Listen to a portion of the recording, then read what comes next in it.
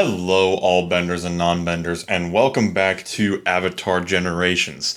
Today, we are going to be doing the first guide of Arena and the current state that it is in, mostly revolving around what characters to use and how you should dismantle your opponents when you actually do go into battle.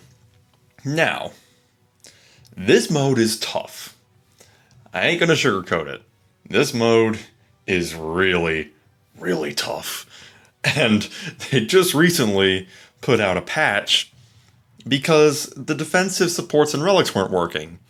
So for those of us who got all confident in the first chunk where it was, just recently released, well, we were on baby mode. So now we're at the big daddy. And it's tough. So we're going to go over how you can very best prepare your offense and defense for what you have to look forward to for your opponents and so that you don't totally lose your rank. Now, I'm not going to claim to be an expert here. As you can see, I'm at a 75% win rate. It's been challenging because, frankly, the characters I'm about to tell you should use, I don't even have built yet. So it's been a challenge, but hey, you know what? This trial by fire has been very, very educational. First thing I want to bring to your attention, though, and I didn't learn this till sometime after, this refresh button here. It says, if you refresh the opponent list, you won't receive the reward for clearing the list. You want to know what the reward for clearing the list is? 1 coin. Just one. Just a single coin for all of the pain and suffering you go through if there's one person on here that you just cannot take down. So just do the refresh. If you don't like your opponent list, just do the refresh, get a new batch. There's a couple people on here, I just did it. There's a few on here that I'm already feeling better about. So yeah, if you're feeling unsure, don't be afraid to use that refresh. It does have a cooldown of about 30 minutes. So yeah, you can use that relatively often. And that way you don't have to feel forced to throw yourself against a brick wall repeatedly, because I have done that. It ain't fun. So we're going to talk about what is the primary meta, for lack of a word, with the current arena. And I'm going to say that there's 3 things that currently make up optimal characters for the arena. The first one is being just unspeakably bulky. The second one is massive turn meter gain. And the third one is endurance effects. Those three things are the core that you should be building your team for. You'll even see here, I do not have that core yet. I don't have that core in the slightest. But hopefully with this video, I will help you be more prepared to throw down in the higher levels of arena than I was. So the first thing we're going to talk about here are characters that are basically your tanks. They do not die, they do not stop, and the enemy cannot break through them. 2 characters that I want to bring up to your attention. First one is going to be Suki. Now, Suki is, of course, an event character, so if you didn't get her at the very beginning of the game when her banner was going, you might not have her, but I will briefly touch on what she does. First of all, she's extremely bulky. Second, she can counter pretty often, actually, which pairs very, very well with lifesteal effects. And thirdly, if you get her passive totally maxed out, you actually have a 35% chance to stun enemies while she's in that counter state. And that even works on counters. So she can stun people pretty often, all things considered, and really screw up the offensive line. She can just really mess people up. If you're building a Suki, some lifesteal is never a bad idea. I personally do have her. Mine's not as bulky as you could get. I do have her with a full lover set, so she also does kind of have some utility with the healing, but you can go for a 2-set or 4-set lifesteal and mix in HP and defense however much you wish. Now I am going to briefly talk about the defensive relics that you should use. At the moment, the undisputed winner is the Statue of Kyoshi, but that's because the Statue of Kyoshi is bugged. If you read the effect here of a max tier, heal 10% of damage taken from attacks, that is currently bugged to where it is healing 10% of their HP for every hit. So I can't in whole heart recommend this in its current state just because I hate to promote exploits, but that's the current state of it. However, working in its proper form, yeah, this is a pretty dang good relic. And then the Mask of Ursa is very good too if you're getting buffs. Permanently increases defense and you get to heal whenever you gain a defensive buff. Not bad at all. Now, the second character I want to talk about in the kind of tank division is a character that is fortunately, I believe, free to play to everybody permanently. I know at least at global launch he was, but I want to talk about Uncle Iroh. This man will save your team. He is unspeakably bulky, and he does a ton. First of all, he grants tenacity to himself and everybody if he's in a calming state, which tenacity is very important because that keeps you from getting stunned, knocked down, debuff, all that good stuff. And then Jasmine Tea actually heals your allies and puts them in a state where it reduces the speed of all of your enemies and heals each ally every turn. So your allies are going to be healing a ton, and that includes him too. But he does even more. When you look at his passive, he decreases the turn bar of 2 of your enemies by 20%, plus more if you do get him passived up with skill level tokens. And increases his turn bar by that same amount. So he even has turn bar manipulation, which is just insane. And then even looking at his mastery levels here, these aren't quite as crazy, but he does grant defense up if the allies have tenacity. He can reduce the skill cooldowns, and if you get him all the way to mastery level 4, he even has a chance of just straight up dodging attacks. Iroh is going to be your number one tank option, especially since he is so readily accessible, and this man is effective at skill level 1. Just what you want to do, stack as much HP and defense on him as humanly possible. Also, don't forget resistance. For both Suki and Iroh, don't sleep on the resistance stat when you're farming your arts. That can really make a man hard to kill, because you want to be on the lookout for bleeds from Kiwak or other characters that have bleed in the future, or the special element that blocks healing. If you have that resistance stat sky high, you basically don't have to worry about getting that applied to you, and you will heal all day, every day. Now, the next thing I do want to talk about are characters that have massive turn meter growth, or increase, turn meter increase, and at the same time have endurance effects, because funny enough, that tends to cross over quite a bit. The two characters that I want to talk about, and if you've been in Arena at all, you probably already know the two characters I want to talk about. First of all, Last Airbender Aang. Last Airbender Aang is immensely strong in Arena for one simple reason. His passive. Enter the avatar state when your HP falls below 30%. What this doesn't say is that it will absolutely save you. If it takes you down to 1, this won't let you die. You will go into the avatar state. The healing on it is bugged, I believe, but he basically goes into the avatar state where he gets some immensely powerful buffs. He gets a new ability that scales off of his already very impressive speed, and an advanced skill that can knock down up to 2 targets very, very consistently. Bonus points for the fact that he's a 4-star, so it's very easy to get copies of him. And then what's more, what makes him so unbelievably strong, if you get him all the way up to mastery level 4, which I'm almost there, I'm almost just kind of waiting on some paths. If you get him up to mastery level 4, he gets turn bar 100% when he goes into the avatar state. What that means, he just gets to immediately take a turn. Just immediately, no waiting, no holding back. He just gets to slam and jam on the enemy once. And if you've seen my arena overview video, yeah, he can dish out some pain with that thing. He can pretty much one-shot a team on a good day, depending on how you have him built.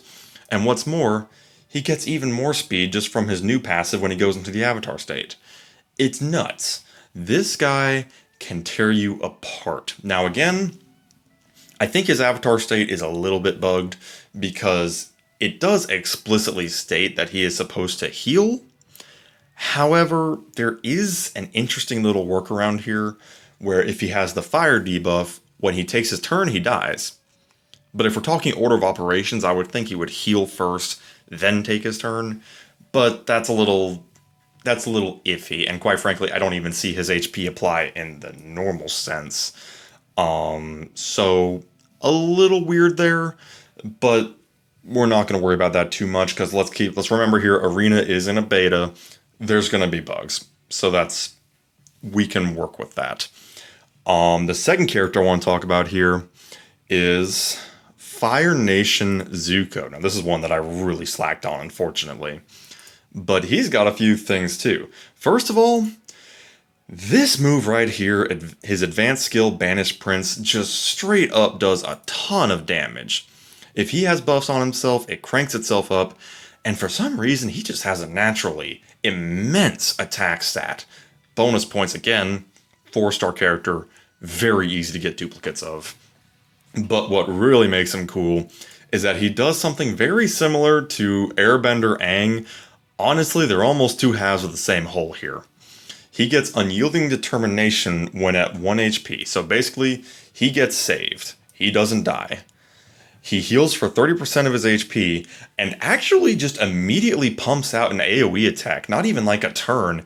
He just attacks, which on its own can do quite a lot. But if you take him to Mastery Level 4, guess what? He gets 100% turn bar and permanently increases his attack and crit damage. And if you even take a look at Mastery Level 2 here, he gets increased crit rate as well for a couple turns. I don't think I need to explain why that is just so strong. He can wipe out a whole team like it's nothing if you've got him built right. You want maximum attack on this man. With Aang, it was you want as much speed as possible. With Zuko, you want attack. You want to go whole hog on them.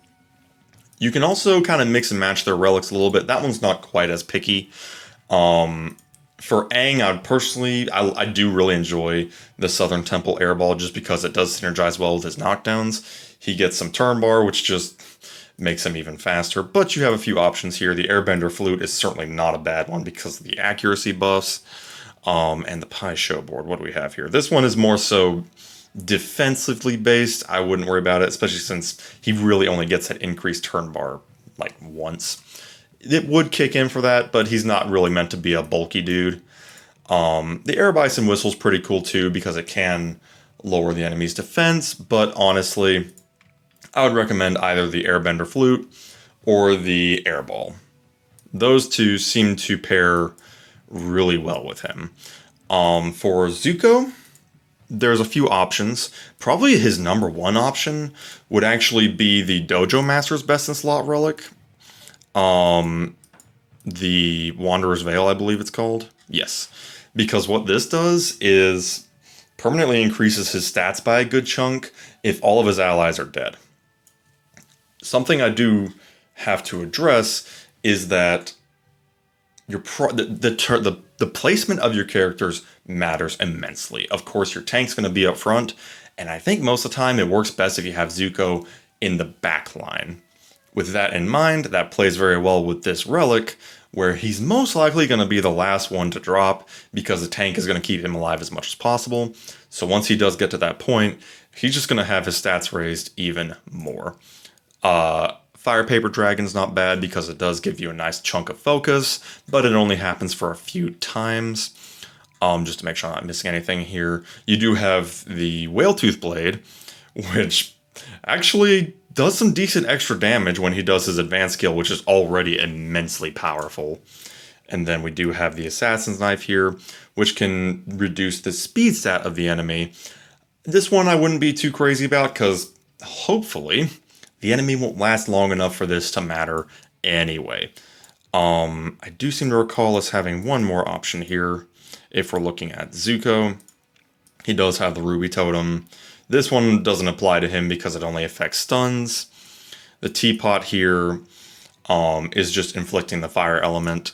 And then what this one is interesting because basically what it does is it makes him immune to turn meter reduction for a while, and actually does reduce the damage dealt to him by Fire Nation enemies.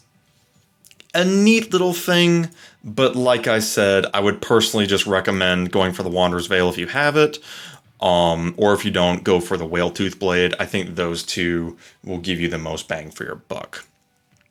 So those two characters kind of do mix the endurance plus turn meter gain effect. The other character I want to address as far as the endurance effect is actually Kiwak, the recently released waterbender pirate lady. She does some pretty cool stuff actually because of her ice clone. Basically, when she's at 1 HP, she gets fully healed and dodges the next few attacks while she's basically, I guess, charging up. And then she gets the Shadow Tide effect, which increases her stats, does make her take a little bit more damage, but she's faster, and gets the extra effects from this. You get the extra turn from the advanced, and then some extra effects on the Ice Gauntlet, which, just a reminder, has a very high chance of also possibly stunning the enemy.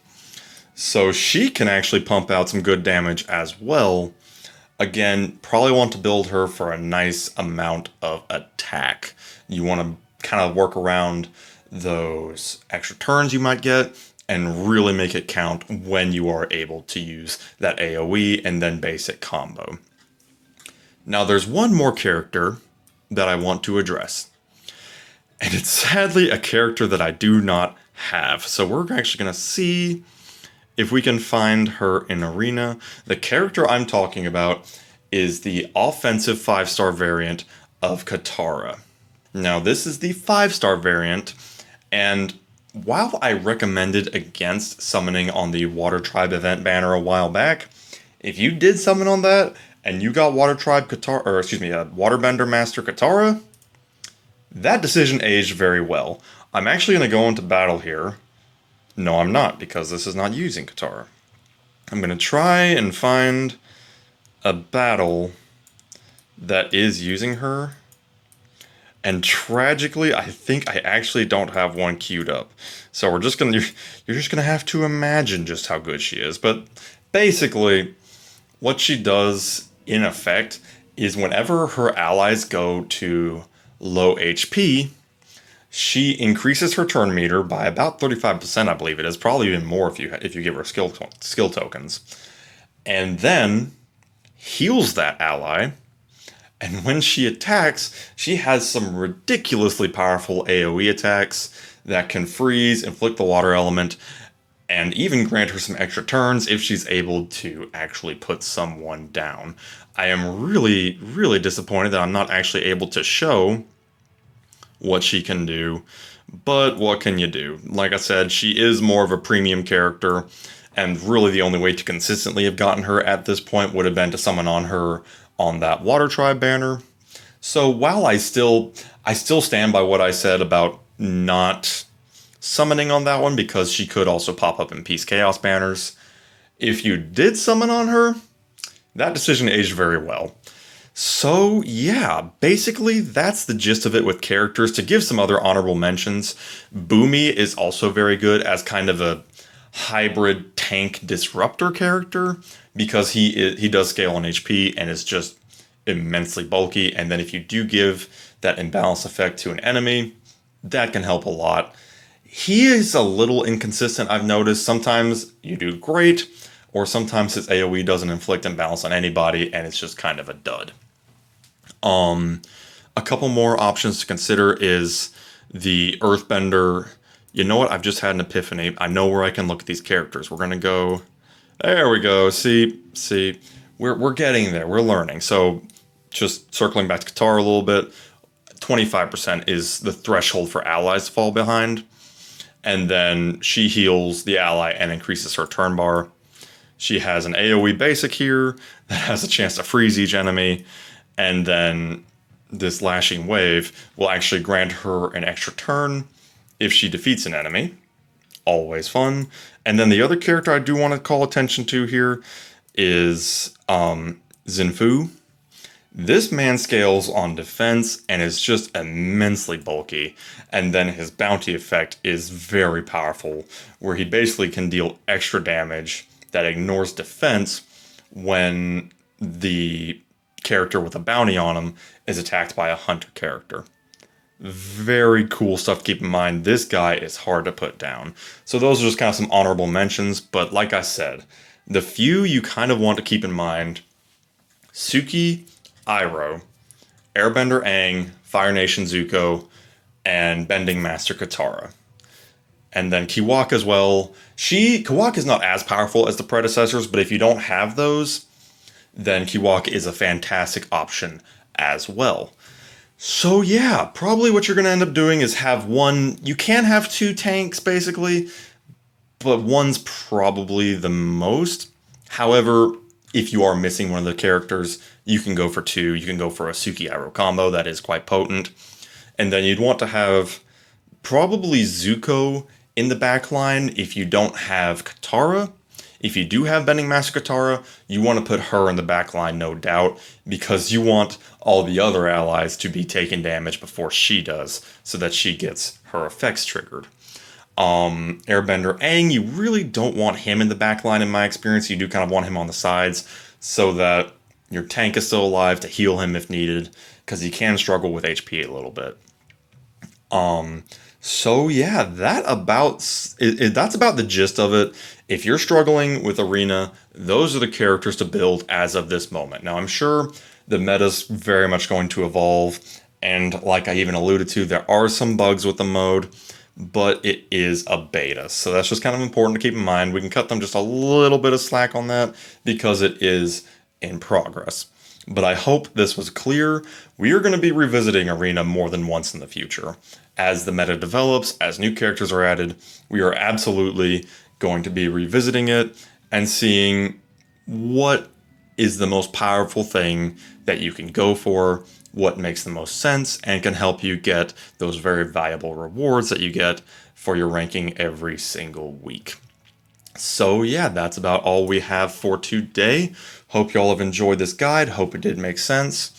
If you did enjoy this video, feel free to like, feel free to subscribe. Would greatly appreciate it. And we will see you in the next video. Have a good one.